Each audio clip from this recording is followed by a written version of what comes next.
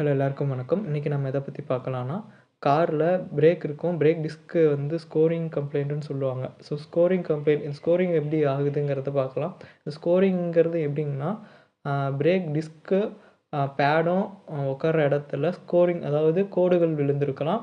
அந்த கோடுகள் ஆழமாகவோ இல்லை சின்ன சின்ன கோடுகளாகவோ இருக்கலாம். இந்த கோடுகள் எப்படி ஆகுதுன்னு பார்த்தா, ஆ மண் இருக்குது இல்லைங்களா? நம்ம ஓட்டும்போது மண் வரும். ஸோ அந்த மண்ணு, டஸ்ட்டு சில பார்ட்டிகல்ஸ் சிலதுனால அந்த இடத்துல அதாவது அந்த பிரேக் டிஸ்க்குக்கும், பிரேக் பேடுக்கும் நடுவுல போய் இது போகும் பொழுது, நம்ம பிரேக் அடிக்கும்போது இதுவும் ரொட்டேட் ஆகி அதோட ஸ்கோரிங்குக்கு காரணமாகுது.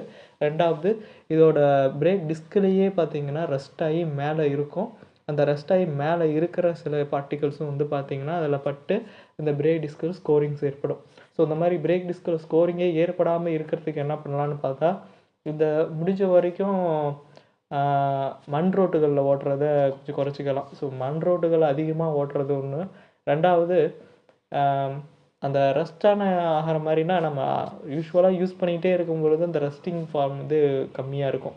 ஒரு இடத்துல ரொம்ப நாள் நிறுத்தி போட்டோம், ஒரு வாரமாக நிறுத்தி போட்டோம்னா, அப்போ என்ன ஆகும்னா மெட்டீரியல்ஸ் வந்து ரஸ்ட் ஆகும். ஸோ அந்த ரஸ்ட் ஆனதுனால அந்த நம்ம திருப்பி ஓட்டும்போது அந்த ரெஸ்டிங் பார்ட்டிகல்ஸ் வந்து அதில் படும்.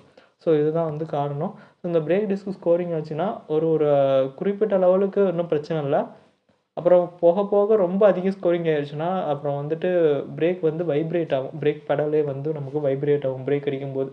ஸோ இதை வந்து நம்ம பிரேக் டிஸ்க்கை மாற்றினா அது வந்து சரியாகிடும்.